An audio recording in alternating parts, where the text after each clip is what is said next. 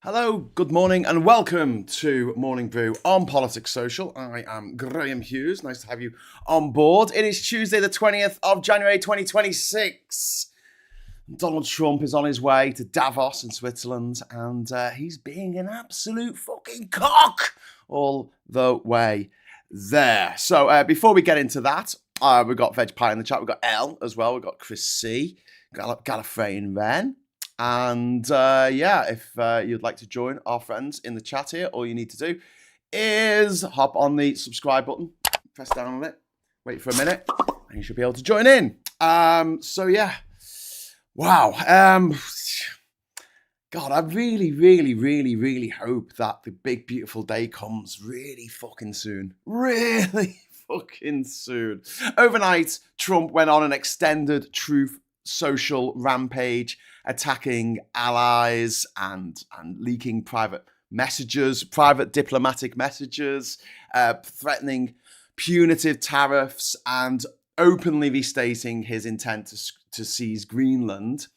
This was not an single off-the-cuff remark, but a coordinated multi-front escalation touching on European sovereignty, trade war threat, NATO unity, Middle East diplomacy, and UK foreign policy. The volume, the tone, and the context mark a shift from bluster to explicit coercion, with Trump framing the territorial acquisition of Greenland as inevitable and non-negotiable. Get all the way to fuck.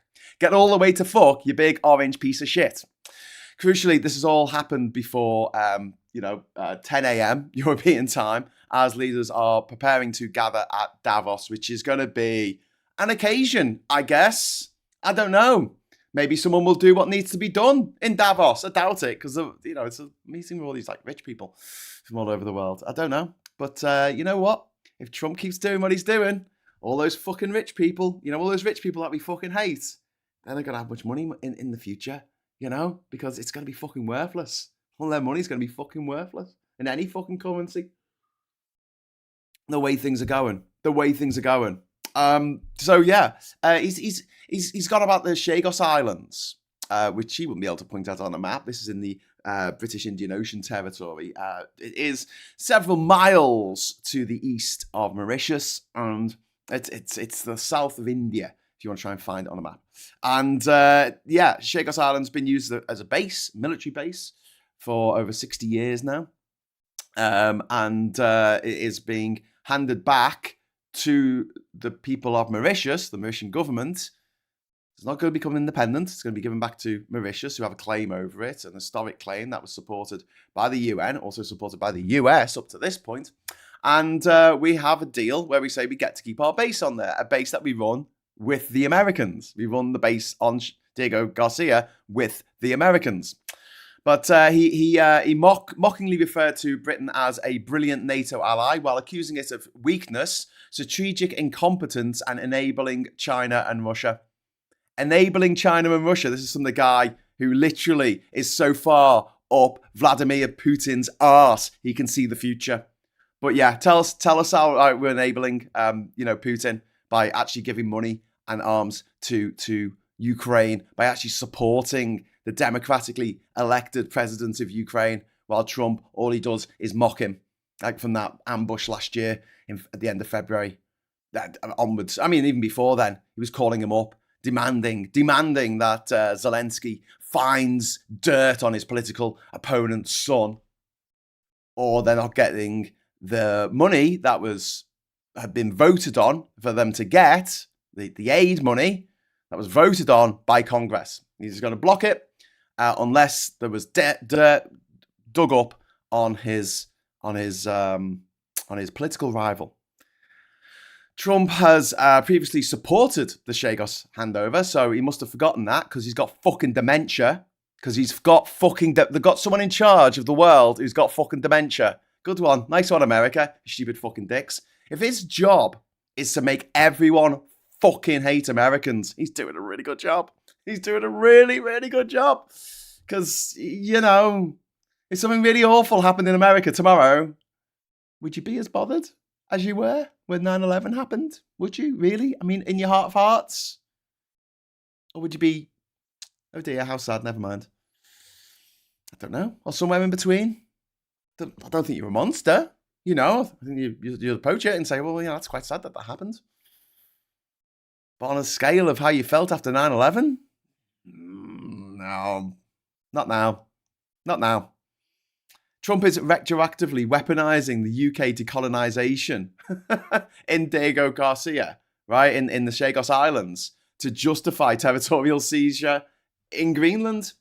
But not only that, he put up a doctored picture of himself and his knobhead mates, right, that had a map on. It was a map of Ukraine, right? And they changed it so it was a map of North America with a US flag on it, overlaid, and then Canada with a US flag overlaid, and Greenland with a US flag overlaid.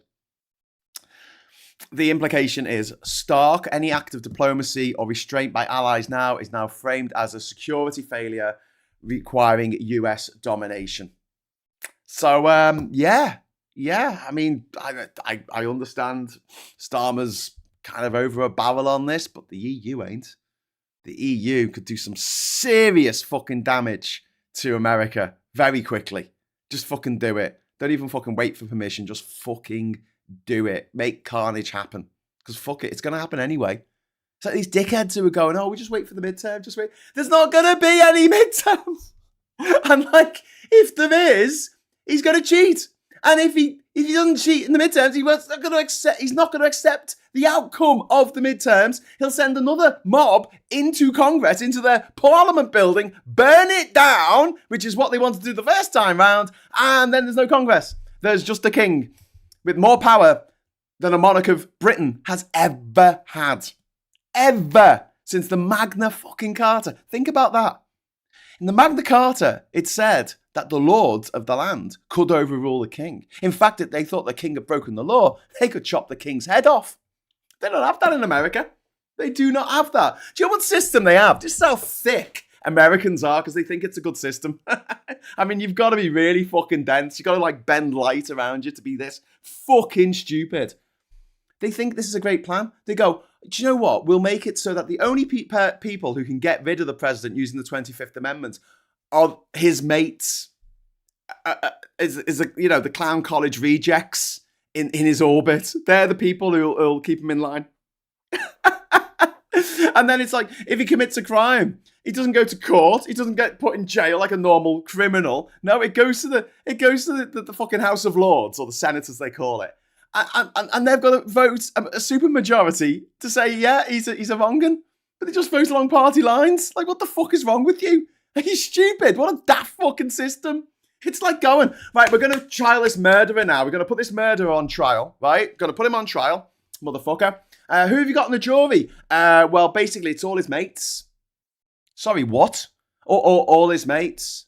Or all of his mates? Okay. Are they going to think independent? No, their job literally depends on him not going down for murder. So the people on this jury are the murderer's friends, the alleged murderer's friends, and if he is found guilty of murder, they're all going to lose their jobs. Yeah, pretty much, yeah. That's pretty much what's going to happen, yeah. What a great fucking system. What a super duper fucking system. Slow hand clap for the American system, because God, no matter how shonky our system is with the first past the post and its arcane fucking rules and the fact that we had Lord's temporal and Lord's spiritual and all that shite, I mean, at the very least, we don't have this kind of shit going on. I mean, it's just fucking bonkers, isn't it? It's absolutely absurd. And this is the system that they like. This is the system that they want. This is the system that I hope is destroyed by Trump. I hope this is what, we're heading towards a great fucking reset, which is great for me. I've got no fucking money.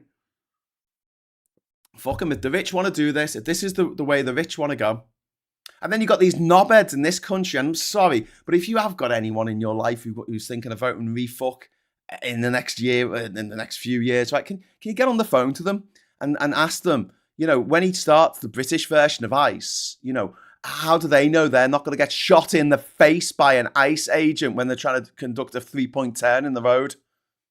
A British woman, mother, how is she not going to get shot by one of Farage's Gestapo motherfuckers? What's the plan there? Oh, that wouldn't happen here. It wouldn't happen. Yes, it fucking would. You know it would. It's what Farage wants. Wants fucking blood on the streets. Because when there's blood on the streets, it's a good time to make money. The industrial and military complex will salute you. And don't forget all of this shit. Trump and Farage and Putin and fucking MBS. All these fucking craven motherfuckers, right, all have this thing in common, right? They're all backed by the oil companies and the industrial military complex. Because don't forget, 1990s, wars started petering out all over the world. By about 2002, the wars had ended mostly in most of Africa, in places like Sierra Leone and Liberia and Angola and Mozambique. Tentative ceasefires have been put in place in places like Cote d'Ivoire. Then you had East Timor that had kind of wrapped up. There was the KFOR troops in Kosovo, so there was no active war zone in Kosovo going on anymore. Things had sort of settled down in the Balkans. All this had taken place. So have a think, right? You've got that. So there's less fucking armies in the world. People are spending less on arms. The NATO is only spending less than 2%. The NATO members are spending less than 2% of their income, right? Right? Are you with me on this, right? And at the same time, we're transitioning away from fossil fuels, which are dirty, disgusting, expensive, dangerous, and destroying the planet. We're moving away from the oil, and we're moving away from all the weaponry, the high-tech weaponry. And these motherfuckers who work for the oil companies, right? These CEOs of these fucking oil companies sitting on the beach in fucking Saint-Tropez are like, what should we do? No, I don't like this. You know, we're a dying breed. You know, our things going on because, you know, we're achieving something that is almost coming toward like an idea of, you know, world peace. What should we do? And what happens in 2001? What happens in 2001? What happens? Well, the Saudi Arabians, the biggest oil exporters in the world, they set up one of their nepo-babies, Bin Laden, son of one of the biggest construction companies in Saudi Arabia. And you know, they like building shite in fucking Saudi Arabia. Oh my God, that place is a joke. It's full of shite. Jesus Christ, there's nothing attractive there at all. It's just fucking, it's sand and shit buildings as far as the eye can see. But anyway, they've got like a block. They've got like a block with cars sticking out, like a concrete block with cars sticking out of it in Jeddah. I remember seeing it in real life going, oh my God, it looks even worse in real life. Anyway, let's get off the point. But the Saudis, right, put together a plan to fly planes into the buildings in New York, into the Twin Towers, and also into the Pentagon, and also into the White House, which they didn't manage to do, but Trump's already sorted that for them, so that's all good. 15 of the 19 hijackers were from Saudi Arabia. 15 of them. None of them were from Iraq. None of them were from Afghanistan. But did we attack Saudi Arabia? No. Saudi Arabia's sitting there going, war, this is great. Let's spend loads of money on war. And we spent $1 trillion between us, all the countries that went to war in Afghanistan and Iraq. We spent $1 trillion on fucking bombs and missiles and planes and tanks and all kinds of horrible shit. Who benefited from that? The industrial military complex. No one's buying their fucking guns. What are they going to do? Meanwhile, in America, they've got these high school shootings and they twist it to their advantage. They're like, oh, well, we need to arm the teachers. What? Oh, yeah, you need to get a gun or you won't feel safe. So they won't feel safe in America unless they have a gun. But the irony here is that if you have a gun in your house, you're 7 times more likely to be killed with a gun. So having a gun in your house makes you less fucking safe. Because we all get sad sometimes. We all get angry. We all get a bit pissed off. Or maybe the kid picks it up thinking it's a fucking water pistol. It's not. Dead friend. Dead sister. Brilliant. What a great system. And then what goes in the news? Oh my God, these psychos have gone and run around this fucking school and killed everyone. Oh yeah, we should do something about this. What should we do? Buy more guns. The industrial military complex is sitting there going, this is brilliant. And everything Trump's done has been oil, hasn't it? Oil, drill. Oil. And creating fucking absolute fucking carnage around the world. The big thing about NATO countries spending at least 2% of their GDP, which he wants to go up to 5%, on arms, is to help the fucking arms on military equipment. Is to help the industrial military complex. Something that we don't fucking need if we're not at fucking war. It's like fucking AI being put in absolutely everything. No, I do not need AI help to respond to a fucking message asking me if I want to get KFC tonight. The answer's yes. Of course it's yes. I don't need AI to write the word yes for me. I don't want the AI to make the decision for me. Can you fuck off with all your AI? It's in Google now. It's in WhatsApp. It's in Facebook. It's in fucking everything. And it's shite. It gets everything fucking wrong. It doesn't know how many S's are in Mississippi. It doesn't know how many letters are in neon.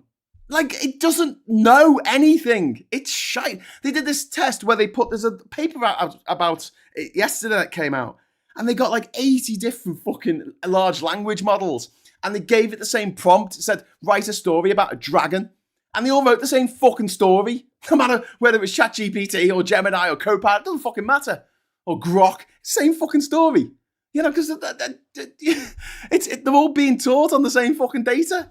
And that data is slowly becoming more and more fucking circular. So it's just going around and again. We don't need it. We don't need this AI shit. Do you know what? A summarizer, which takes a document and puts it into bullet points, that's kind of fucking helpful.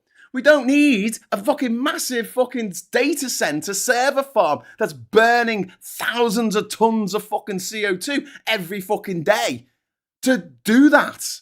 Oh, you got to have these shit fucking sloppy videos that look like shit slop. Yeah, oh, good shit slop. Woo! Fucking hell. And it's all being pushed by the fucking Yanks.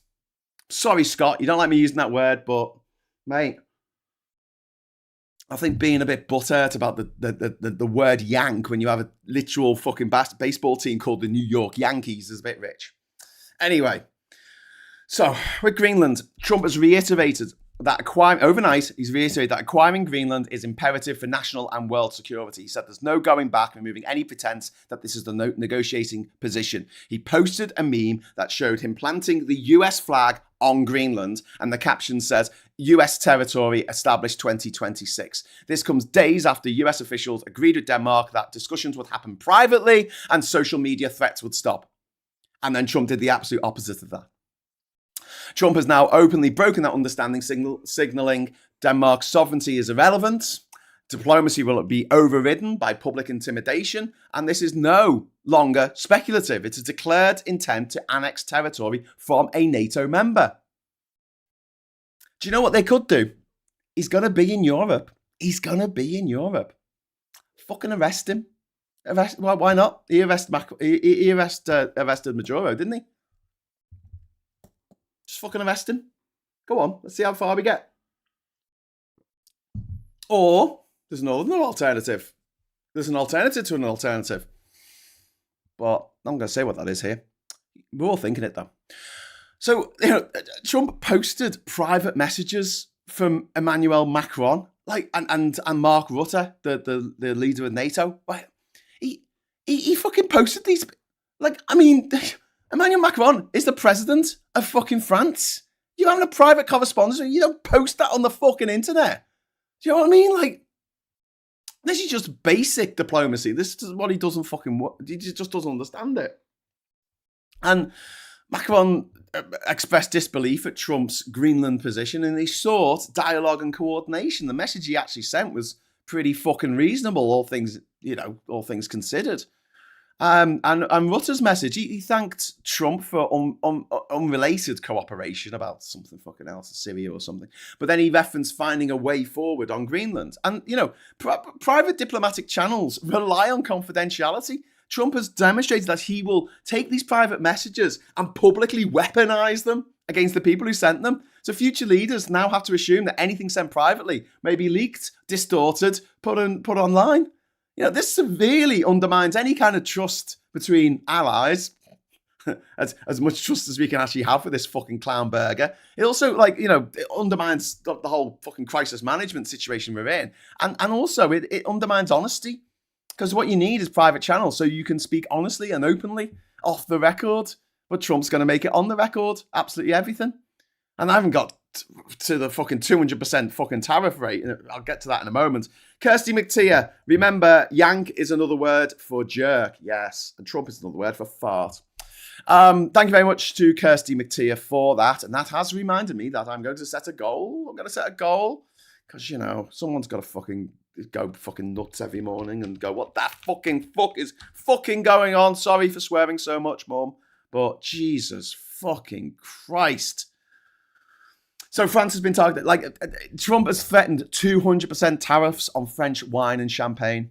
And this is because Macron has refused to join Trump's border peace, which costs $1 billion to join, and also contains not only Putin of Russia, who's actively invading the neighbor's territory, but also Lukashenko, the tyrannical dictator of Belarus, who's been the dictator of Belarus for over 30 years now, since independence, actually, of Belarus, since it broke away from the USSR. From the Soviet Empire. It's been run by a fucking despot who kills anyone who looks at him funny, which is the world that Trump wants. This is the world that Farage wants. This is the world that Trump wants. Keep asking your friends who say they're going to vote for refuck. Get on the phone to them and go, look at what's happening in America. This is what's going to happen here. Do you want this? Is this really what you want? Because they're not just taking out the people who look a bit different. Are they? Are they? Anyway, so Trump personally attacked Macron, saying nobody wants him and he'll be out of office very soon, which is funny because, Trump is, nobody wants him. And it represents, trade policy being used as personal punishment, political blackmail, a direct assault on France's cultural and economic exports. And this isn't negotiation. This is blackmail. This is economic hostage taking, Meanwhile, Scott Bessent, the US Treasury Secretary, the fucking gobshite if ever the fucking was one, he tried to address concerns in Davos because he's there already, and he was saying things like, just have to sit back and let things play out. This reminds me of that episode of Salad Fingers with the horse, and the doctor comes and starts pulling all the organs out the horse, and he's like, just sit back and let Dr. Paternak, or whatever his name is, do his work. He's removing all his fucking organs, he's openly mocked the EU. This is Scott Bessent. This isn't Trump, suggesting the strongest response will be forming a dreaded European working group. Fuck him. The key subtext is that the US does not fear European retaliation. Any pushback is framed as a rational escalation, and the burden of restraint is placed entirely on Europe. You're the one not being reasonable. We're the ones not being reasonable, and Trump's being completely reasonable. And it reinforces the reality that Trump's administration is unified in its coercive posture. No, he's not embarrassed about it. Not embarrassed about it at all. They want to get what they want. And then, we've got our backs against the walls here, people. Yeah, there is no point in putting a working group together. Just hit him. Hit him now with the biggest fucking shock that you could possibly put to the system. Sell the fucking bonds. Start selling those fucking bonds. We own so much fucking US debt. And yes, it will come back on us. It will. But this can't go on. This has got to stop. Nip it in the bud. Show what you can do. Hoping someone who's got actual power over these things is watching this, because otherwise there's some wasted words for you. So as the World Economic Forum opens in Davos, Ursula von der Leyen is scheduled to speak mid-morning, and Kaja Kallas will address the European Parliament on Greenland. Macron will speak later in the day. This is the first real time test of... Kaja Kallas is she's the High Representative of the European Union for Foreign Affairs and Security Policy, and she's the Vice President of the European Commission. She's Estonian. She's an Estonian politician. Macron is due to speak later in the day, the French president. And this is the first real-time test of whether Europe continues its softly approach or just loses its shit entirely and accepts that the relationship has fundamentally changed and Trump only responds to fucking force and force him down. China did it. And then he's saying, I respect it. With Canada, that they said, look, we're gonna lock you down on this. And they had a deal with China, and Trump congratulated them on the deal with China. That wouldn't have happened if Trump hadn't been a gobshite. I mean, it doesn't really help the American economy. Well, he responds to someone standing up to him and he goes, oh, respectable. He's like one of those little psychos, in films where you have the psychopath and someone comes up and everyone's scared of them, and then someone comes up and punches them in the face and he sort of stops, and then you have that moment, where you don't know how they're going to turn around on this, and they go, I like the cut of your jib. Yeah, if you've seen the new Game of Thrones thing, you might recognise the trope. It's a little bit overused, but the Trump's basically like that. Punch the cunt in the face. Punch that motherfucking ugly fucker in the fucking face. I mean, you might improve things. And this is, the stakes are no longer abstract. This isn't Trump's fucking fever dream of like being out of power and up at 3 o'clock in the morning, like writing things on Truth Social. This is about territorial integrity of Europe, of our nations. Because don't forget, it's not just Denmark that has far-flung territories around the world. We go, well, it's 2,000 miles away from Denmark. Why have they got fucking Greenland? Yeah, we've got the Falkland Islands, mate. We've got St. Helena. We've got the Ascension Islands. We've got Tristan da Cunha. We've got the Cayman Islands. What if Trump decides to take the Cayman Islands? What are we going to fucking do? That's going to take a big fucking knock to the British economy. Because that's where all the fucking billionaires scribble their money away, isn't it? The British Virgin Islands next door to the American Virgin Islands, which were bought off Denmark in 1917 or something. Bought off Denmark, and part of the treaty that was signed up to buy the Danish West Indies and turn it into the US Virgin Islands and take St. Thomas. And it's weird, they still drive on the left-hand side of the road in St. Thomas, even though they have left-hand drive cars. It's really hard to overtake. That's another story. They handed it over on the proviso that Greenland was Danish and always would be until the day that the Greenland people decide that they want to leave. And to go out their own way. But as 85% of the people polled in Greenland do not want to be ruled by the United States of America, I mean, it's pretty fucking obvious what they want. And it's not America. It's not America. But yet then there's France with its far-flung territories around the world, including the Union and Mayotte and the Wallis and Futuna Islands in the Pacific, along with New Caledonia and the French Polynesia, which is fucking massive. There's fucking hundreds of islands dotted across the Polynesian South Pacific. And it's just like, what's going to happen to all them? Because Trump could say, oh, yeah, nice Wallis you got there, nice Samoa. Oh, fancy that. Oh, could do with a bit of fishing grounds, couldn't we? Should we take? And then what about Galapagos Islands, which are owned by Ecuador? Is Ecuador doing a good job? I don't know. Maybe Trump will turn up there as well. Maybe he'll come and take Easter Island off Chile. There's all these places around the world where they're a bit far from the country that runs them, but that's just the way things shook out. And to have Trump running around now saying, well, we're slightly closer to Greenland, so we should have it. It's our hemisphere. Talking about his fucking hemisphere. Fuck off with your fucking hemisphere, you daft twat.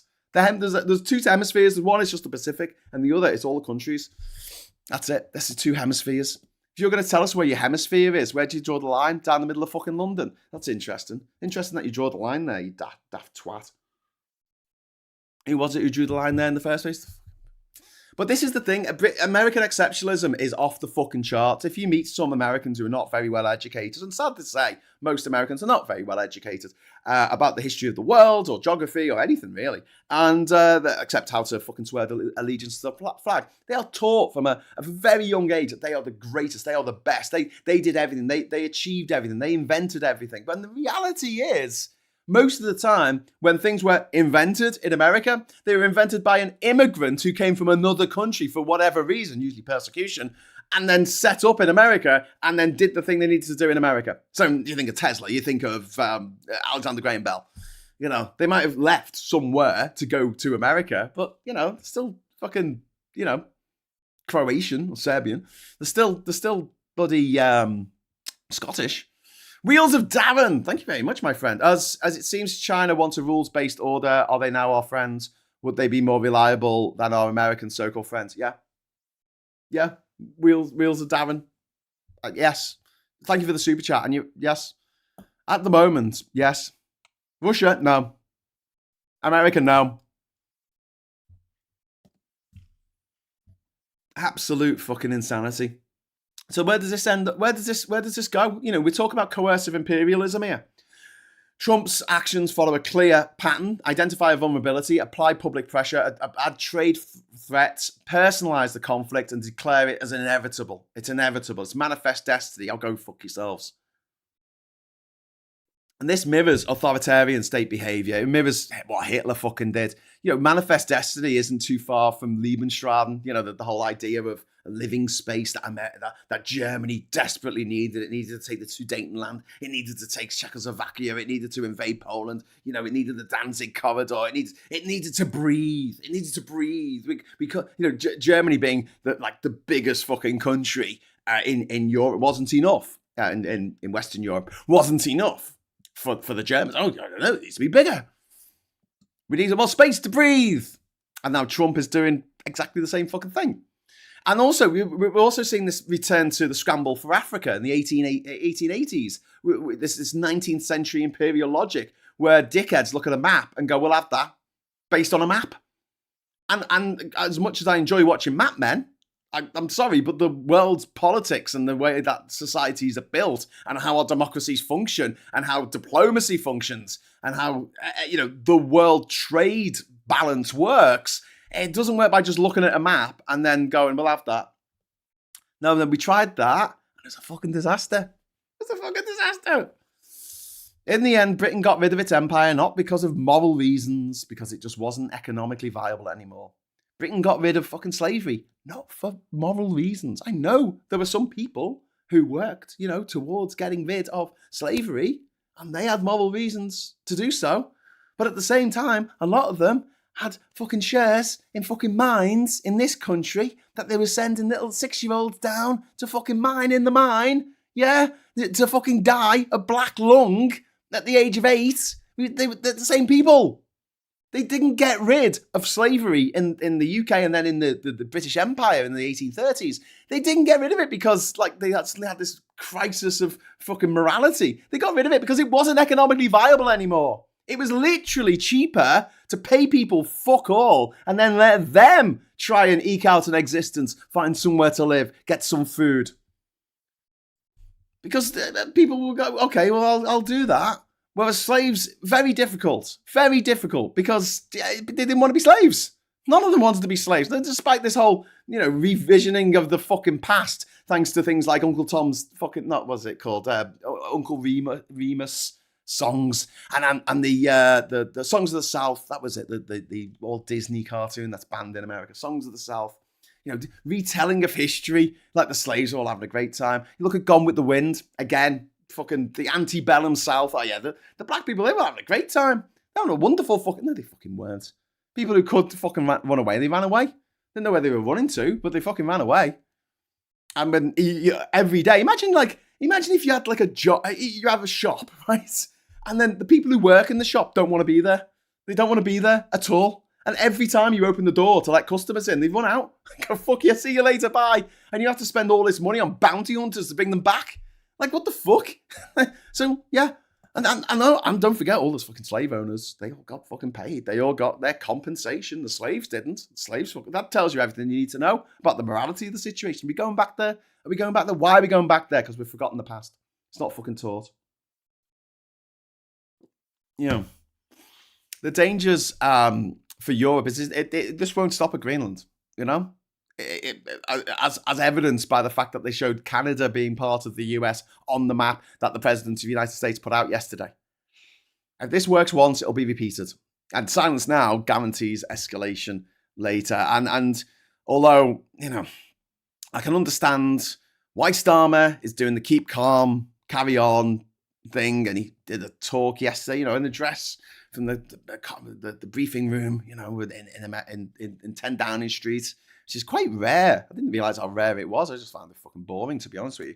I thought, this is the plan. We need to get rid of Donald Trump. We shall bore him to death. But I think the reality is now it's just going to have to be, the thing is, can you see Starmer getting fucking riled up? Can you see him using his big voice? Can you hear Starmer's big voice in your head? Because I can't hear it. I can't imagine him ringing him up and saying, listen, you fat fuck. What the fuck is wrong with you? Are you a fucking idiot? I'm sorry your daddy didn't give you enough attention. You have to take it out on the rest of us, you stupid, horrible, podgy little twat. You fascist gob. That's what I'd say to him. That's why I'm not in charge. Couldn't keep me cool. But yeah, calls for calm assume that Trump wants to de-escalate it, but he's made it very clear last night that he does not want to de-escalate this situation. The idea that Trump respects restraint is a nonsense. It's just a nonsense. I think we just have to bite the bullet here I don't see there's any way out of it. I can see why pussyfooting around and trying to calm the situation down and stuff, because you don't want people in this country to be plunged into poverty because of the economic fucking war that is to come. But if it's going to come anyway, it's better that it comes on our terms rather than it gets to the point where they're trying to literally invade fucking Canada because they were so successful at taking Greenland. Let's do it now. Let's do it now. Gloves are off. Fuck them. And we can. We can. I mean, they're talking about the EU selling off its fucking debt. We've got $800 billion worth of US debt. They have none of ours. That is a disparity. And I'll take you back on a little history. A little history, you know.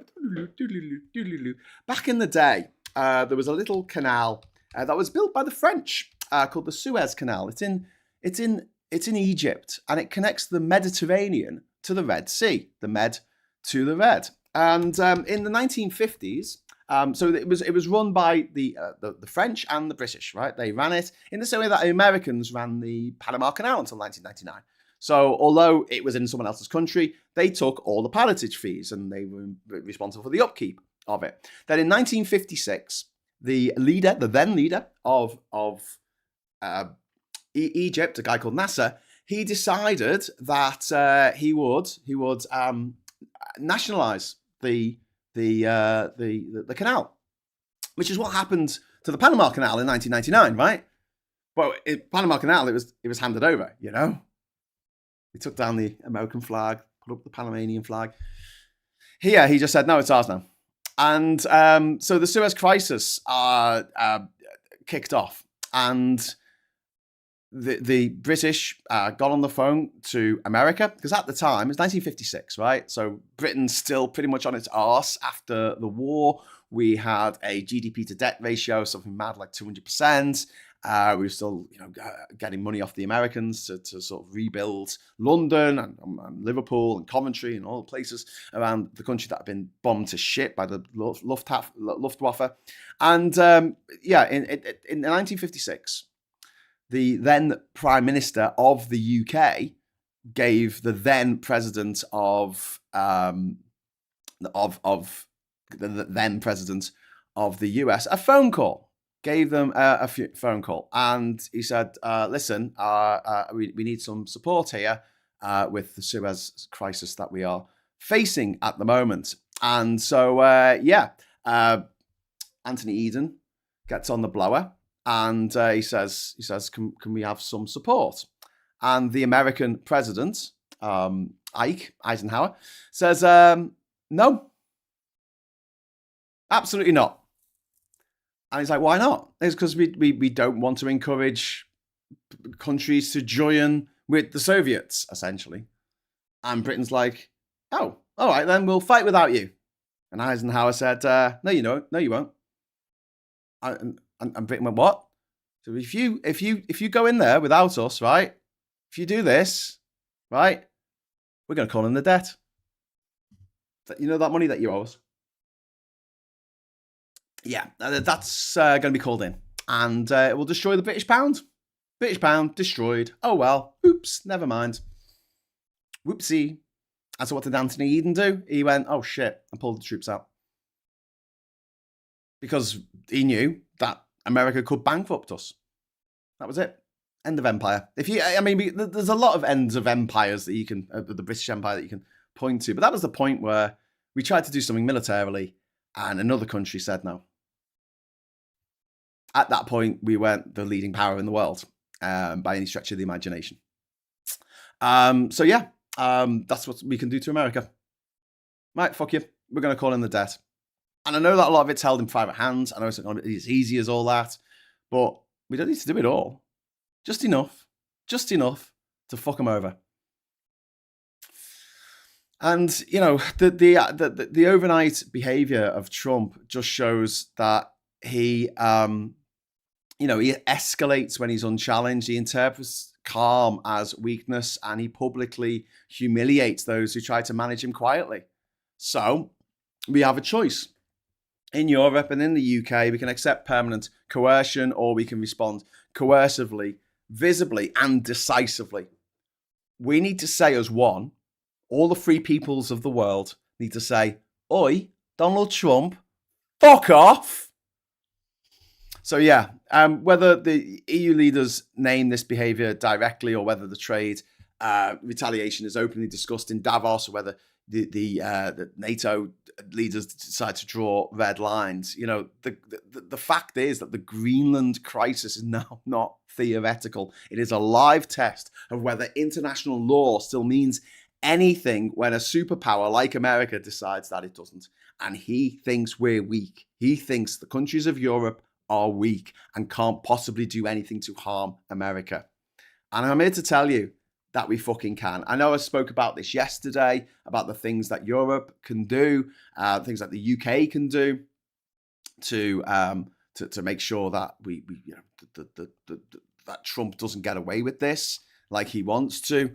And I'll just read this that Lars Avermarine wrote on I don't know what's this on Threads. If the United States follows through on the threat to invade Greenland, we need to be crystal clear about what happens next morning. This is not a real estate transaction or a routine military exercise. It is the geopolitical equivalent of pulling the pin on a grenade in a crowded elevator. The moment American boots hit the ground in Nuuk to seize territory from a fellow NATO member, the world as we know it ends. The consequences will not be temporary sanctions or angry letters. They will be total, permanent, and devastating. The first domino to fall will be the North Atlantic Treaty Organization, NATO. NATO itself is built on the sacred promise of Article 5 that an attack on one is an attack on all. If the US attacks Denmark, we're not just breaking away, we're triggering it against ourselves. NATO, because it's an American writing this, NATO dissolves instantly. The alliance that has kept peace in Europe for 75 years evaporates, leaving the continent to rearm and realign against the new aggressor across the Atlantic. We don't just lose an ally, we create a unified enemy. The military repercussions will be swift and humiliating. As discussed yesterday, Europe will immediately demand the closure of every US military base on the continent. Ramstein in Germany, Aviano in Italy, Lakenheath in the UK, all gone. Our ability to project power into the Middle East and Africa vanishes overnight. We will be evicted from the very soil we helped liberate and defended for decades, forced to retreat to our own shores as a fortress nation, isolated and friendless.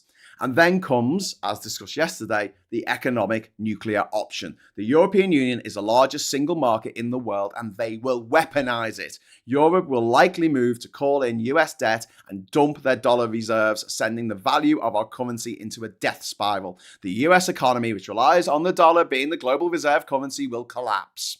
Inflation will make the post-COVID spikes look like a rounding error. Your savings will be worthless before the ink dries on the invasion orders. Your savings will be worthless. Your investments will be worthless.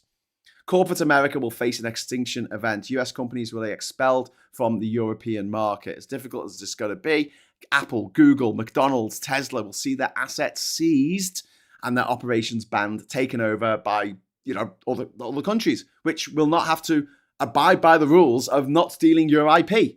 You imagine there is a data center somewhere in Europe that is run by fucking Google, and then the country that it's in says, right, you lot fuck off, and they take it over. No, you can't copy all that code. Yes, we fucking can, because you can't stop us, because you have violated international law, so all gloves, the gloves are off. It will be difficult. It will be fucking messy. It's not going to happen overnight, I don't think. Well, some of it might. Trillions of dollars in market capitalization of these big companies, big American companies, will be fucking incinerated in minutes. The stock market will not just crash, it'll close. We're talking about the complete deglobalization of American industry, cutting us off from the wealthiest consumers on the planet. Yeah, and this is the thing, America. Good luck trading with Russia. A country that's so fucking poor, the locals don't have fucking two potatoes to rub together. I mean, there's about 5 oligarchs who run fucking everything. The other 200 fucking million of them are all fucking poor as shit. I just, yeah. Is it, what's the population? It's 130 million, isn't it, Russia? 143. 143.5 million, yeah. And they're all poor as shit. Okay, yeah, I'm sure they're going to buy your stuff, America. I'm sure they're going to buy your cheap clothes that you don't make. I'm sure because they're made in China. I'm sure they're going to buy your cheap cars. You know, your Ford F50s or whatever they're fucking called. I'm sure they're going to buy loads of them, with all the money they don't have. Yeah. So good luck with replacing a market of over 500 million relatively wealthy customers with 144 million impoverished serfs to the Lord Putin. Or maybe they could sell some to Africa, I mean, okay, fair enough. If you put all the 54 countries of Africa together and you add all their GDP together, it comes to less than the GDP of France. Oh, that might be an issue. Maybe. I don't know. There's 1 billion people live in Africa. Maybe considering the GDP of 1 billion people is about equal to the GDP of 70 million in France, might be a good thing for America somehow. But I don't think it will be.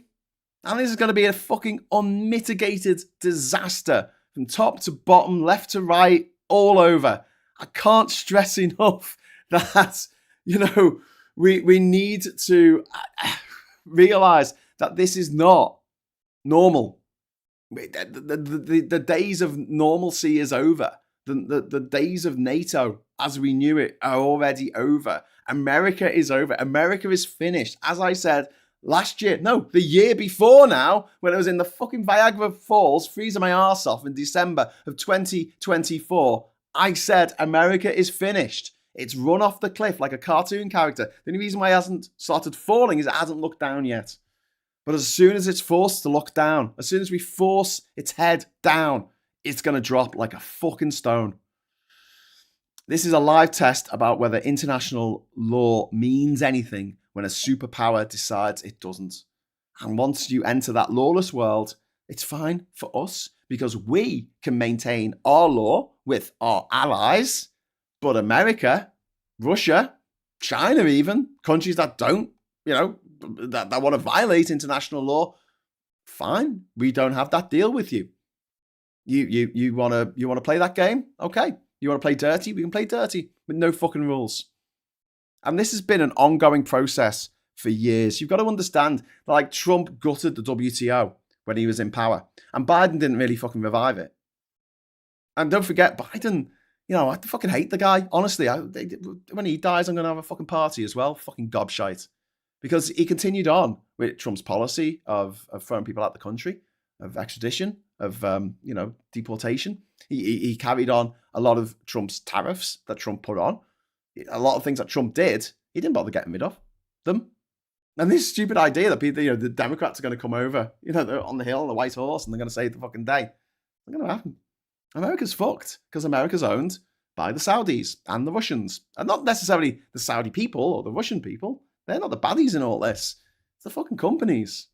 It's them and the oil companies and the fucking industrial military complex that shat itself in the year 2000. They saw the new millennium. They saw that countries didn't really want to fight anymore. They knew they wouldn't sell much oil because if everything goes to solar and wind power, which is much more efficient and cleaner and lasts for a lot longer, and it's so much cheaper, and you don't have to rely on tin pot dictatorships from around the world not invading their neighbor and making the prices of our fucking petrol go up. They saw that and they shat themselves and they came up with a fucking plan. And this is the plan.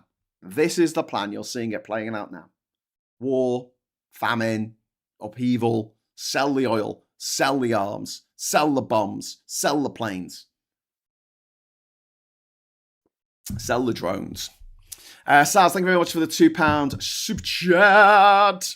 One would have to take over RAF Flying Dale's radar warning system from the Americans, and RAF men with a Hill intelligence base, RAF Fairford and Bryce Norton would also have to be out of bounds. Yeah. A country willing to cut itself off from a giant consumer market. That sounds familiar for some reason. Yes, it does, Gallifreyan Ren, and I'm sure that Trump will be able to sell this to the dickheads in America. Not all Americans, because not all Americans are dickheads. But the dickheads in America, the 77 million fuckwits who fucking voted for a petulant toddler to be their commander-in-chief. Let's put a toddler in charge of the army. What? That toddler! With this little podgy kid with a big fucking lollipop. Did Graham say Viagra Falls? Yes, I did. Polanski was right when he said we can't rely on NATO because of the US. Well, we can rely on the other NATO countries. I mean, the US though, we need to disentangle because it's fucked. America is going down the shitter one way or another, and it's all going to go down this year because that AI bubble is going to fucking burst because people are realising AI is shite. Something I've been saying for years as well. Which people fucking listen to me. Oh no, people are going to see things on AI and they're not going to know whether it's real or not. We've had Photoshop for years, mate. Even before Photoshop, we have photo manipulation. You saw what Stalin did with his old pictures of his crew. You know, his crew hanging out on the river, on the river in Moscow. Yeah, on the Moscow. What's the name of the river in Moscow? Something like that. Just hanging out, you know. And then slowly but surely, as he kills the people around him, they just disappear from the picture, like Marty McFly in Back to the Future, just disappearing. Where are they going? Where are they gone? Where are they gone? They never existed. Boop. That was the 1930s, mates. The people now are like, oh, you know, every picture is fucking real. Maybe some fucking dickhead boomers, not all boomers. Maybe some dickhead boomers will look at a picture and not be able to understand that a picture can be manipulated. But Jesus Christ, and then fucking those videos. Oh my God, the AI slop videos. Just fucking awful. But I gotta say, like, the people who panic about them and go, people will see that and they'll think it's real. They fucking won't. They're never gonna get it to a point of where a dickhead sitting at home can write a prompt to say, make it look like Trump is being killed by being shot at by a 37-year-old woman, white woman in Minnesota, and that's why we have to go out and kill all the white women in Minnesota. And then they make this amazing video and it looks fucking photorealistic and it looks fantastic. It doesn't. It fucking doesn't. And even if it did, you would have a situation where you'd have this real footage, which we do at the moment, real actual footage of people actually breaking into the fucking Parliament building in America and trying to burn the fucking thing down like a bunch of Nazis did in the 1920s. Yeah, in their building, in the Reichstag. And they looked at this footage and they're like, no, that's not real. They look at the footage of Rene Good being shot dead at almost point blank range for no fucking reason. And they see a different thing to you. So when people go, oh, they'll have this AI video and it'll be the end of the world. It's not. Because the people who want to believe it will believe it. The people who don't want to believe it won't believe it. That's it. You know, Forrest Gump didn't really meet JFK, okay? It was a computer effect. The T-1000 gun that really turned into liquid metal. Robert Patrick can't do that in real life. It was just a special effect. It's fine. They didn't really grow dinosaurs for Jurassic Park. It's okay. It's a special effect. We've grown up with them. We know what they look like. We go, oh yeah, that's a special effect. No, the Pandora doesn't really exist, my friends. I'm sorry to break this to you. It's not real. It's made by someone on a computer.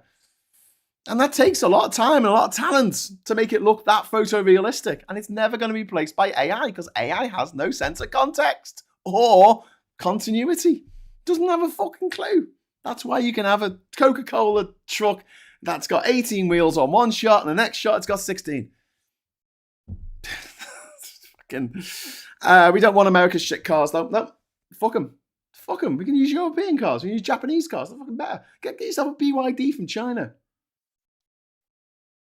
I mean, yeah. Can you prove that Robert Patrick isn't mimetic alloy? Graham? Yes. Have you seen him? He looks really old now. If he was made of metal, liquid metal, why would the liquid metal start to look old after a while? That makes no sense. But yeah. What is it? If anything is not provable, disprovable, this is the rule, isn't it? If you can't disprove something, it's bullshit. Right, so what would disprove evolution? Or at least throw a spanner in the works of the theory of evolution? Well, a rabbit fossil in the Precambrian strata, in a rock strata. It'd be like, what the fuck is this doing here? It'd be a fucking mystery. Why would a rabbit fossil, a vertebrate, a fucking mammal, what's it doing in this time period where there was no fucking mammals? Before the Cambrian explosion. Why would that? You know, with gravity, you were smashing plates and then one time you picked up a plate to smash it and it went up to the ceiling. Okay, yeah, there you go. You disproved gravity. Or at least the understanding of gravity that we have. It can be disproved if X, Y, Z. Even the dickhead stuff like landing on the moon, flat earth theory. If these things can actually be disproved in a real way, then, you've got something to talk about. But they can't be. Because they're real. But apart from that, If someone comes to you with an extraordinary claim, it requires extraordinary evidence, but it also needs to be able to be falsified. It's why it just, when people goes, oh yeah, there's ghosts. There's ghosts. And I say, well, what will it take for you not to believe there's ghosts? And there's nothing. There's literally nothing. What will it take for these dickheads who follow Trump around? Like, they love the smell of him. They love the smell of the shit in his daddy diaper. They follow him around, right? What would it take to break the spell? Nothing. It's the same with people who see themselves as communists. When are you going to realise that communism doesn't work? Because it's based on an idea that humans aren't greedy when they fucking are. Have you seen capitalism? Have you seen Trump? The richest country in the world, they still want more. Because the greed is insatiable. You can never, if you feed the monster, it just wants more fucking food. Just wants more, virgins to eat or whatever. What will it take to break the spell? Nothing. There's nothing Trump can do that would break the spell. It's the smell and the spell for these people. He can shoot someone dead on Fifth Avenue. I mean, that's the equivalent of that happened. One of his goons shot a mother of 3 dead in a car on, everyone was filming it on their phones. He filmed it. The guy who did it filmed it on his fucking phone and put it online. And half of America's like, yeah, that's all right. So since Trump can't be falsified, should we do something about that? Shall we? Paul, thank you very much for the £5 super chat. When the mega corporations start losing billions, just watch how quickly things change and watch as Trump will get a lesson in ruthless power. Yeah. That's who we need to go after. I mean, realistically, there's no point in going after Trump. We need to go after the megacorps. Make them fucking pay some fucking tax. I'm so sick of this. This is the way they set it up, right? And it's monstrous, right? Starbucks is a good example of this, right? They go, okay, we haven't made any money this year in the UK, so we don't pay any tax. You're like, what? How did you make no money? Well, we did actually make £3 billion in profit. Okay, can we have a tax on that? Corporation tax? Pay 40% to the government? No. Because it's funny you should say that. We have another company called Starbucks fucking X, and that's based in the Cayman Islands, which is a separate jurisdiction, and or the Bahamas. Bermuda. Let's say Bermuda. So they're based in Bermuda, where there's 0% corporation tax, right? And so they set up the corporation there. And what does the corporation over there do? It manages the copyright, the trademark on the Starbucks mermaid and the logo. Oh, all right. Okay. All the Starbucks in the UK have to license that logo in order to have that logo on the outside of the shop and on the cups. Right? Okay. How much does it cost? Funnily enough, it's £3 billion. Oh, wow. That's the exact amount of money you made in profit this year. Yep. It sure is. Okay. So that then money goes to where? Bermuda? Okay, yeah. British territory over abroad. Another one that Trump might have his fucking eye on soon. Okay, right. And then that goes in your bank account, yeah. And they've got 0% corporation tax, yeah. Okay, let's stop that system. Let's fucking stop that system. You make money in this country, you pay money in this country. That is it. I don't care how you make your money. Whether it's handed down by your fucking gobshite of a grandfather who's a fucking Nazi, or whether it's you get it because you started a great new business. Why is it that British businesses are kept down by the likes of Amazon, by the likes of Costa, which is owned by Coca-Cola, even though it was a British company to start with? Why are they kept down by that? Why are our cafes kept down? Why are our little shops being kept down by these big American companies that don't pay any fucking tax? And whenever we criticize them, they go, oh, but we employ people, Fuck off! You employ people? What, you want a fucking bone? Well, you employ people, do you? So they have to pay the tax that you should be paying, yeah? On their measly fucking income. Yeah, we pay them minimum wage and they've got to pay money on that.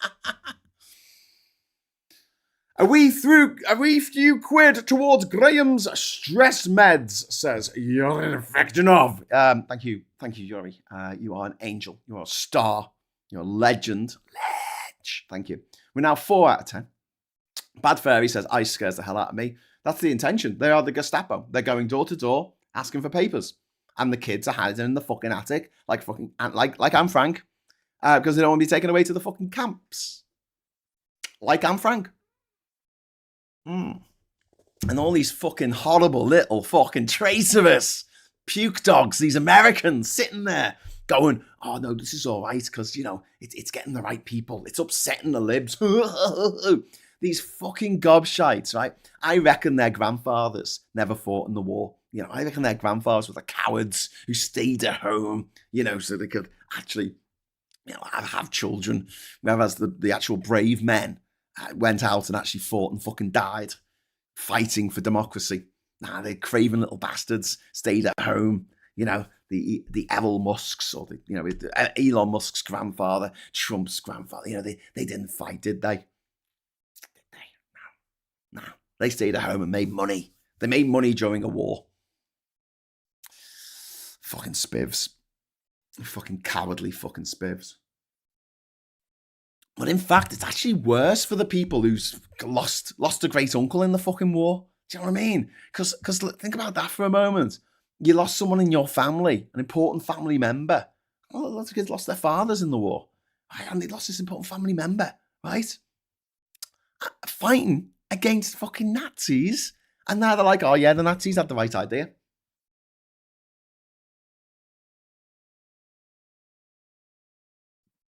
What a betrayal. What an absolute betrayal. My granddad didn't fucking make excuses for Nazis. He was in the fucking Navy. He fired fucking torpedoes at the motherfuckers. Because that's what you do to a Nazi. You fire torpedoes at them. Make them fucking go away. There is a TB outbreak in an Amazon warehouse in Coventry. 10 workers so far tested positive. That's really fucking grim. TB outbreaks. God, what is it? A fucking workhouse in the Victorian age. Jesus Christ. They got fucking scurvy and fucking rickets, have they? Bring back Victorian diseases. Yeah, well, let's bring back some scrofula.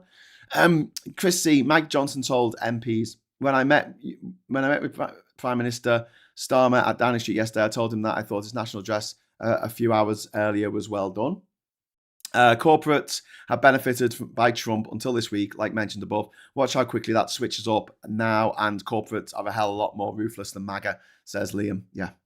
I mean, they put him in the power that he's got, and if they want to get rid of him, they can get rid of him. They can get rid of him. A bit late to the show, says Resloy. That's all right. All these people have been here for the whole show. They've been watching me going off on one. But have a coffee on me. Oh, thanks, Resloy. That's very kind of you. I wish this could go two ways. I would give you £2 and we both give Google some money for some fucking undiscovered reason. But thank you very much. My grandparents nullified Nazis. Good. I lost my granddad at Monte Casino, says Liam. I'm sorry, mate. And another at the field of Normandy, says Liam. My great uncle. No, what do you mean? My grandfather's uncle, I think, was killed in Ypres in World War One. His name's on the cenotaph or the memorial in Crosby in north of Liverpool. I don't know the details. I was just too young as he never talked about it. But my great grandfather fought the Nazis. The Gallifreyan rent. Harry Flashman is saying my dad fought the Nazis in North Africa. Which is and now the Americans are like, oh no, that we want that. That's what we want. Bring back the Nazis. Saz, thank you very much for the £2 super chat. It's very kind of you. And I think that we really need to be taking this really fucking seriously. And I have made the point, I know I have, you know I have, because a lot of you were here, that Starmer's in a very, very unenviable position. What I would do if I was him right now, softly catch your monkey in public. In private, I'd be meeting up with my EU colleagues from across Europe and saying, right, how are we gonna fuck this guy up? How are we gonna fuck him up so fucking badly? Okay, here's what we're gonna do. First thing, get rid of fucking Twitter. Ban Teslas off the road. Say they're fucking dangerous. They fucking are. They're owned by a Nazi. That's pretty fucking dangerous. Bank up Elon Musk. Declare that AI is unsafe and don't allow it in any products that are being used in Europe. You don't have to ban Google. Just say you can't use Gemini. That's a load of money they're fucking wasted in it. Gemini's not to be used in the EU. It's unsafe. It's giving people bullshit information. We're not going to stand for it. How about we have a law that says that a platform is responsible for the content on the platform? Make them publishers. Something that we don't do. Make them fucking publishers. Change that law. And you can do that nation by nation. You don't need to do that as the EU. You can do that on a nation by nation basis. But that means that we can keep these companies permanently in court for breaking the law on hate speech. And it's, these Americans coming out going, oh, you British people, you don't allow freedom of speech in America. Protest against ICE, they fucking shoot you in the face.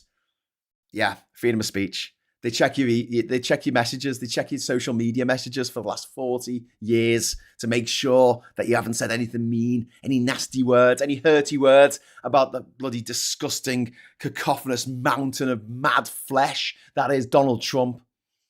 Yeah, you got to check your father's inside leg measurements and your grandfather's maiden name. And tell me where they lived. I want to know where they lived all their life. If they moved around a lot, fucking hell, it's going to take a long time to fill out that paperwork. Where have you been? Where have you gone? What charities have you given money to? This is what they ask when you go to America. What charities have you given money to? How much? When was it? Oh, you gave money to a charity that we don't approve of, like a humanitarian aid charity. Well, that's it for you. You're not coming into America. Or we might let you in and then put you in a deportation camp for 3 months. These fucking Americans whose like wife or husband has been fucking taken by ICE, who voted for Trump. They vote for Trump and their immigrant husband or wife are like, no, I didn't think they meant me.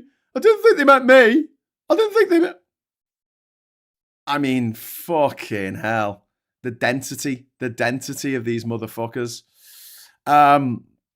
So yeah, this is fucking crazy. But yeah, apparently the stock market doesn't believe that Trump will go ahead with the tariffs. They think that Trump's going to chicken out because of Taco. Trump always chickens out. I mean, that might happen. When asked about when Darren Jones was asked about what the US should do to the British companies that export to the US should do to prepare for a possible increase in tariffs, he said you shouldn't prepare for a hypothetical this morning on the ITV show with Ed Balls and Susanna Reid. Okay, thanks for that, mate. Fucking dickhead. There's going to be a dip in the market probably on February the 1st, and then suddenly it'll bounce back again.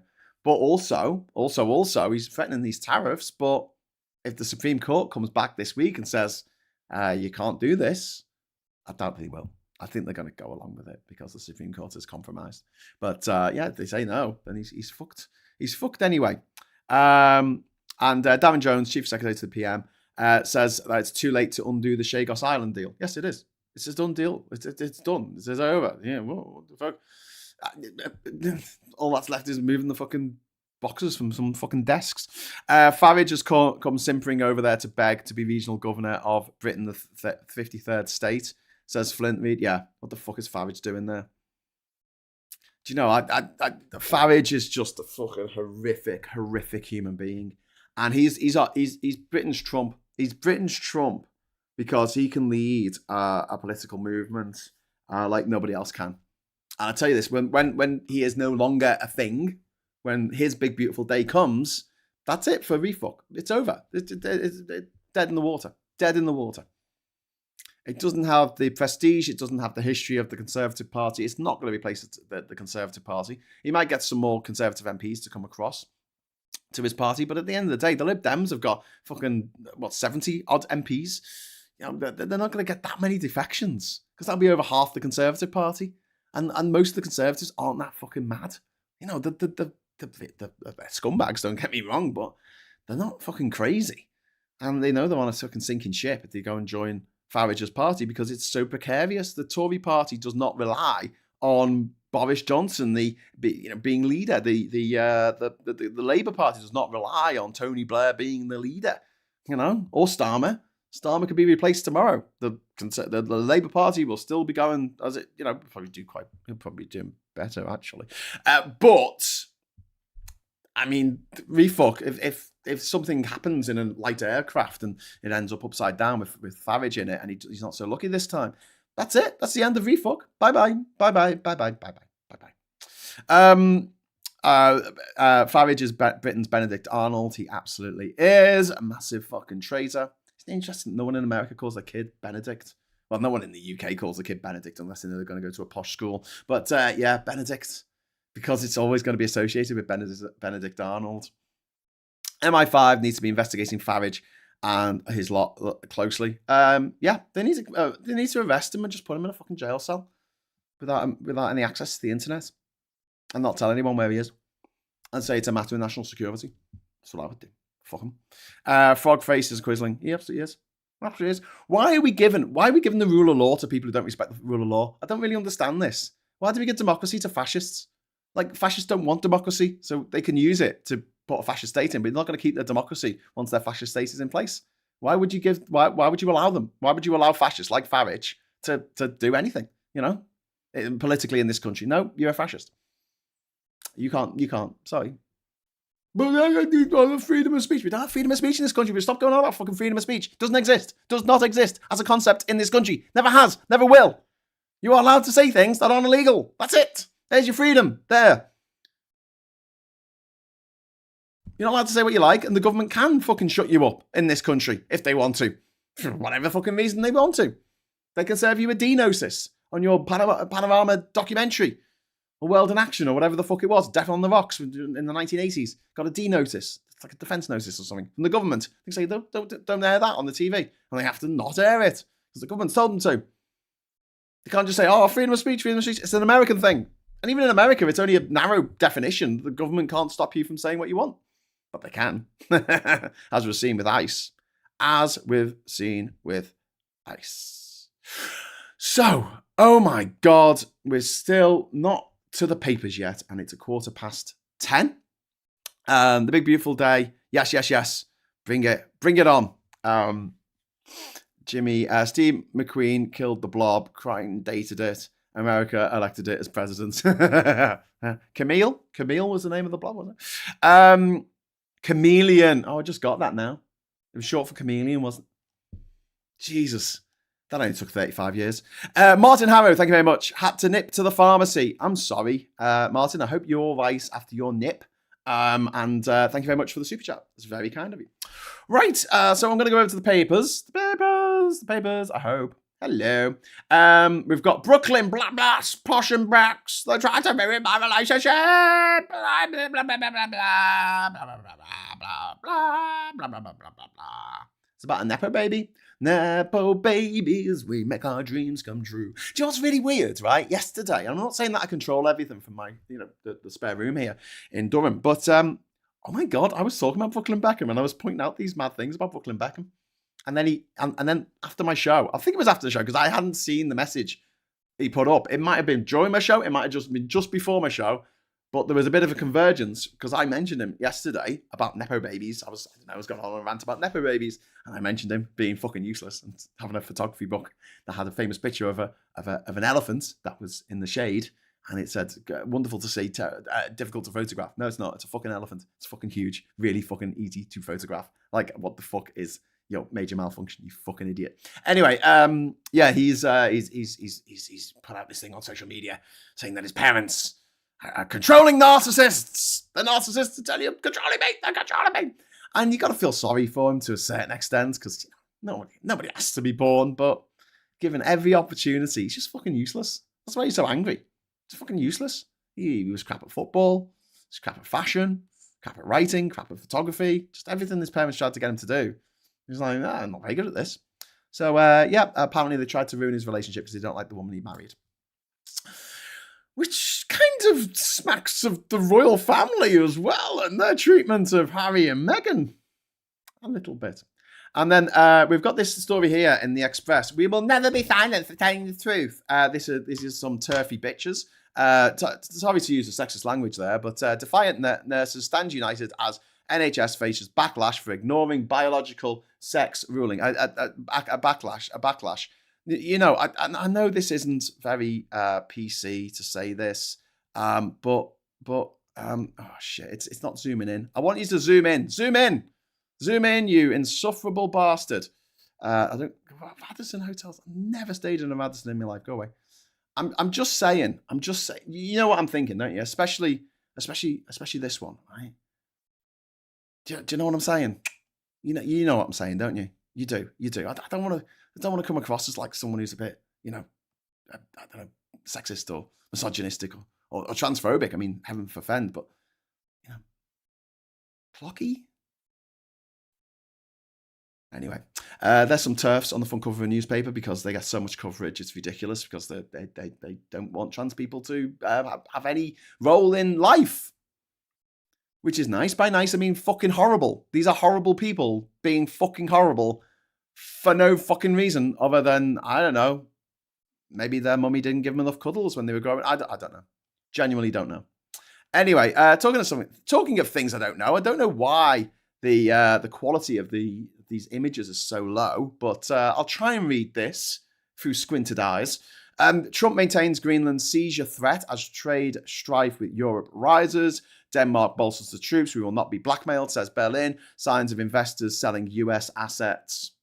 That's where it's all going to come down. I can't even read the briefing there. The resolution is too low. Kyle hopes £25 million stake will persuade Octopus to list tech spin-off in London. This is Kraken, which is a spin-off from Octopus Energy.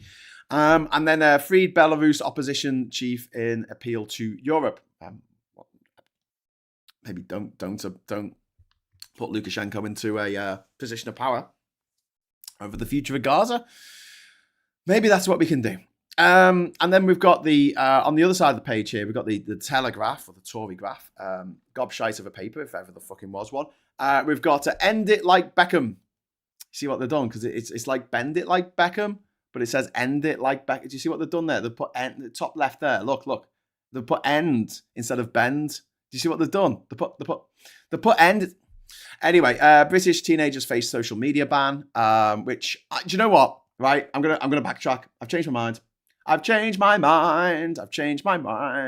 I was wrong. Did a whole episode about the ban in Australia for 16-year-olds last month. God, that was only last month. Jesus Christ. You say time flies, not when Trump is president. It's been a year, you know. It's been a year since he was fucking appointed, inaugurated as president. It's been a year ago today, I think. Jesus. Anyway, yeah, so I was talking about, the under 16 ban. And I'm like, you know, it is a blunt instrument, isn't it? And I talked about how it doesn't actually stop kids from accessing like 4chan and some really, you know, dodgy stuff on the internet. But, and also, you know, my view is like they should have separate phones for kids that have special operations on them, and they can use YouTube Junior and or YouTube Kids, as it's called, and it can only access, you know, a different version of Facebook. It can't access the adult version, and it can't access Twitter at all because it's owned by a Nazi. But I think that's down the line. I think this is a good first step now, because it's like a warning shot across the bow of these social media companies. Because one of the things is, it's not just that kids are getting exposed to like horrific shit. It's not just that kids are getting bullied to fuck. It's also the fact that they make the algorithm of these systems like TikTok and Instagram and stuff. They make it really fucking addictive on purpose to make sure people spend hours and hours scrolling. The kids spend hours doing this. They do it on purpose. And going after that, I think, is a really fucking good idea. Chris says, EU's von der Leyen warns nostalgia will not bring back old order. She calls for a new independent Europe. Yep, I want to be part of that. And Chris says, Russian Foreign Minister Sergei Lavrov claimed that Greenland was not a natural part of Denmark. Fuck off, Lavrov, you piece of shit. At least David and Victoria Mitchell are keeping their daughters out of the public eye, says Colin Baker. Yeah. Well, that was that. I mean, all the other papers are going on about them as well, but like, I agree. Like the fact that Posh and Bex really thrust their children into the public eye, I think it's really unfair. I think it's really fucking unfair on the kids. It's just, but everyone knows how to bring up everyone else's children, not their own. Just other people's. Okay, so we're going to go over here to the Telegraph where it says, Harry, friends to blame for leaks. And prostate is the most common cancer for the first time. Don't hit back at Trump, PM tells EU. Reid misled MPs over cancelled votes. I mean, that line about don't hit back at Trump, I think that's going to be superseded by what happened last night. And police are failing to fight modern crimes. Like the fucking the V-fuck party. Oh, don't make that come up if I was wrong. I will only do that once. Yeah. What like Nigel Farage? What, like election interference by the Russians? Yeah. Yeah, maybe you should fight those crimes. We got you haven't affected enough. Thank you very much for the 8th super chat of 10. Thank you. £2 super chat. Thanks for the Facebook like on my Aurora images, mate. No worries, mate. No worries. Yeah, I missed the Aurora last night because it was foggy. It wasn't just cloudy here. It was like a big fuck you to the people who live in Durham. It said, I'm not just going to be fucking cloudy. I'm going to be fucking foggy as well. Fuck you all. So I didn't get to see the Aurora. Anyway, we've got can wearable patches treat fatigue, depression, or anxiety on the front cover of the Dogsy Rabbit. I'm not calling you dogs. Can wearable patches really treat fatigue, depression, and anxiety here in the top left of the Guardian? Maybe. A gentler Game of Thrones, a Knight of the Seven Kingdoms gets 3 out of 5. Yeah. I mean, you know, it's all right. For Dizz's confetti fix. Oh, thank you very much, Alistair. That is very, very kind of you for that. And then we've got ministers look at social media ban for under 16s here. We've got prostate cancer become the most common cancer. We've got the picture of Harry there. Just shave your head, mate. Just shave your head. You know, I've been there. Just stop it. You got the little wispy bit at the top. You look like an old lady's pubes. Fucking just get rid of it. Just shave it off. We've got Trump links Greenland to threats to Nobel snub, which we talked about extensively yesterday, so we don't need to get into that again. And then we've got I no longer think purely about peace, says Trump. It's just from the message that he sent to the leaders of Norway. You gotta imagine, right? We're in a world in which Trump says, I'm gonna write this letter to the government of Norway, who don't decide who gets the Nobel Peace Prize. Which is a Swedish prize, and I know that it's a board of people in Norway that do the Peace Prize part of it, but still, it's a Swedish prize that, in order to get back at Denmark, and they're 3 separate fucking countries. Yeah, whatever. Viper Scott, confetti time. Thank you so much, my friend, and that can only mean one thing. 3, 2, 1, confetti!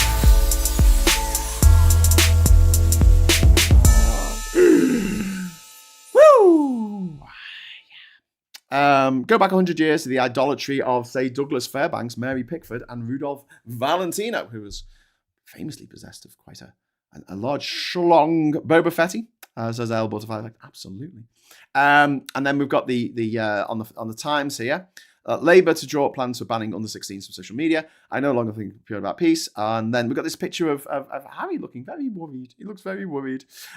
He's taking the papers to court. He's taking the Daily Mail to court because fuck him. And then healthy dose of optimism could stop you falling ill. Positive thinking has been considered a good for morale, but it could be a boon for your immune system too. This is very true. Oh, bloody fuck! Sorry, didn't mean to frighten you then. Sorry, it just went off. Yeah, just a positive mental attitude. I'm not going to go all woo on you because I'm not like that. I don't really go for all that kind of stuff. But yeah, just try and stay positive, you know? Do you know what keeps me positive?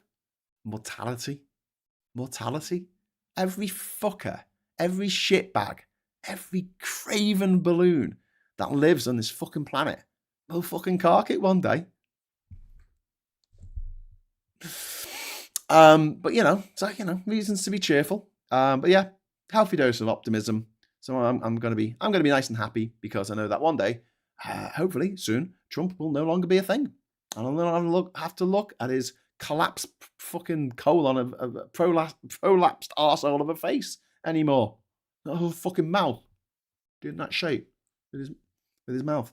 Back to the papers. Brooklyn goes nuclear. Brackham's son launches astonishing attack on his controlling parents. Claims they put family brand above everything. Says mum humiliated him with inappropriate first dance at his wedding. And then U-turn opens door to ban on social media for under 16s. Hey, do you know who's pushing for the this Greenland acquisition? One of the heirs to the Estee Lauder fortune. Yeah, a nepo-baby. And don't forget, Trump is a nepo-baby as well. All the people around him, including Elon Musk, are nepo-babies. They've all been born into unimaginable wealth that they didn't have to do anything for. Trump started his business empire with a small business loan off his father of like $50 million. And that was in like the 1970s. And that could buy you a fuckload. When your average house was about $1,000 to buy. Wow. So, first we kill all the lawyers, said Shakespeare. Nepo-babies, mate. Nepo-babies. Just saying.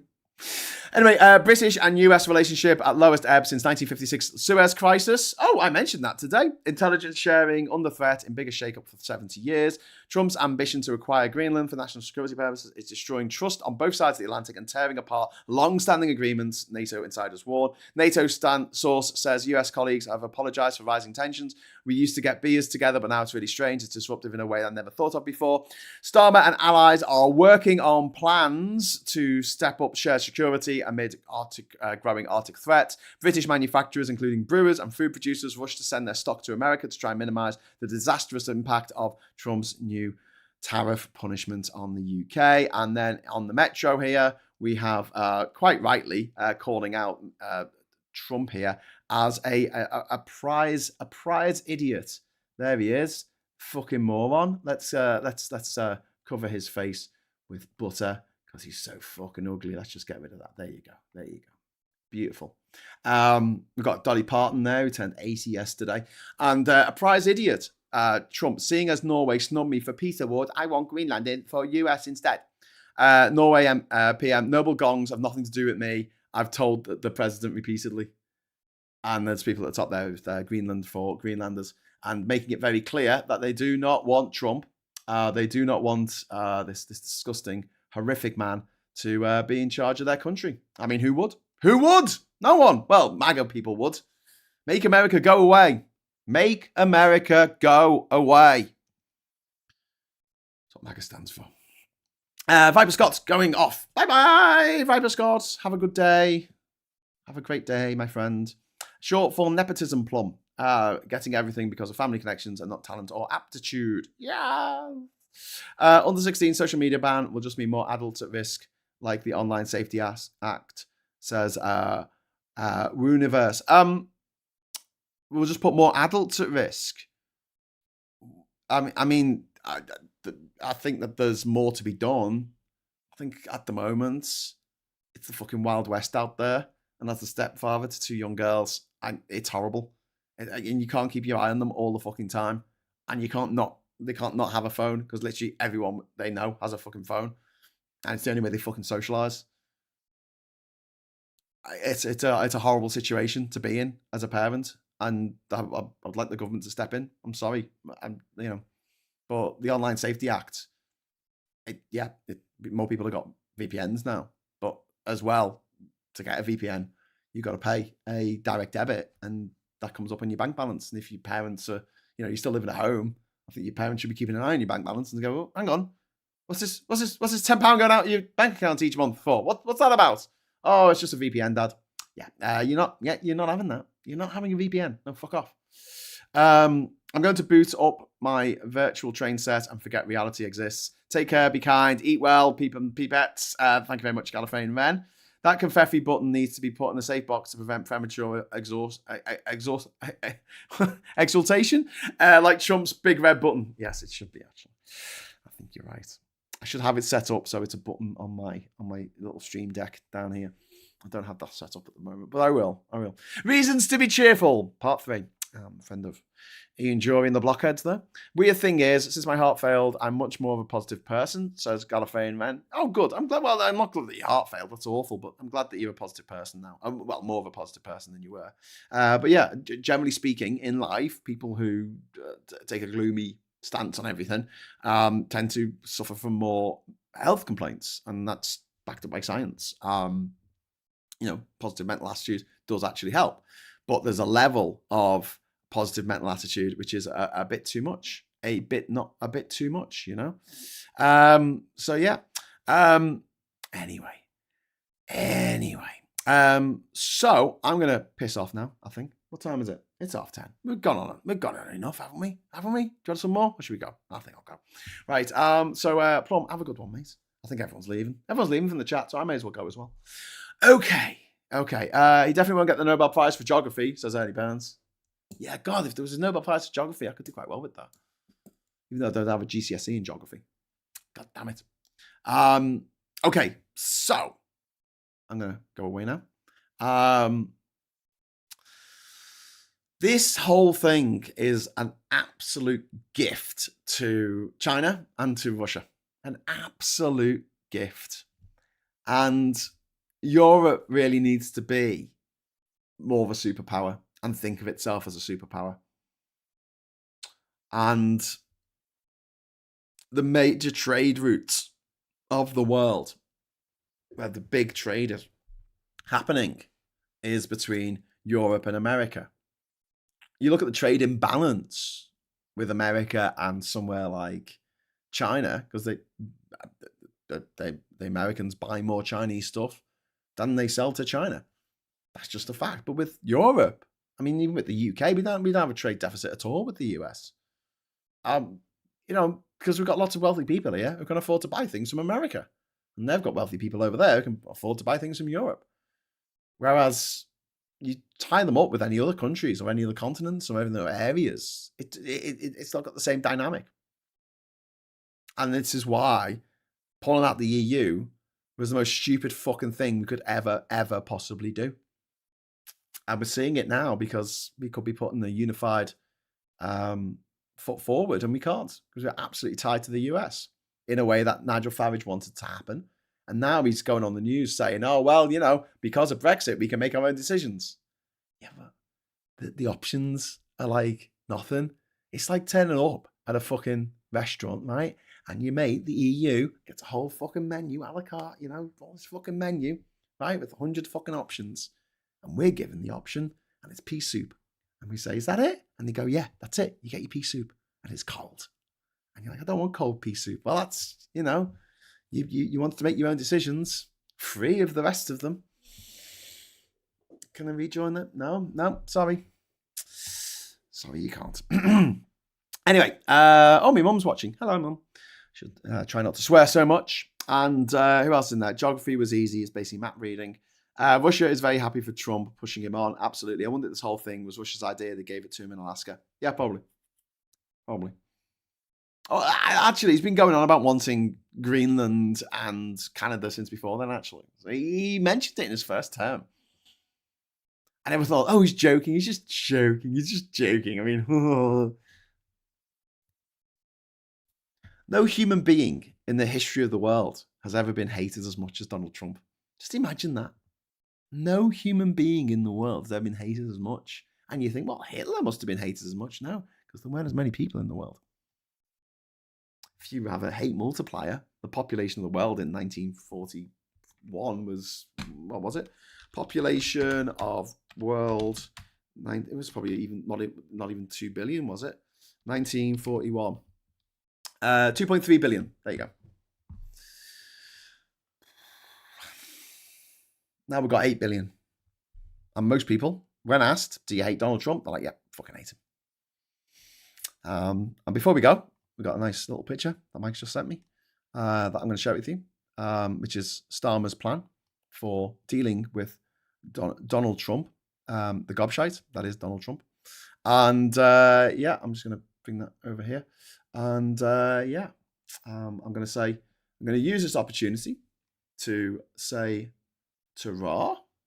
And until we meet each other again, which will be at 7:30 tonight, I hope, for Geoscope. I know we missed it last week, but we'll be talking about what happened today in Davos and the implications for the rest of the world. But in the meantime, here's Mike's picture. This is the strategy of our friend our friend Keir Starmer. There you go. Keep calm and bore him to death. That's it for now. I'll see you at 7:30 tonight. If not, tomorrow morning, 9 o'clock. Give us a like on the way out. We always like a like. We like a like on this channel. And until next time, hello, good evening, welcome, and goodbye.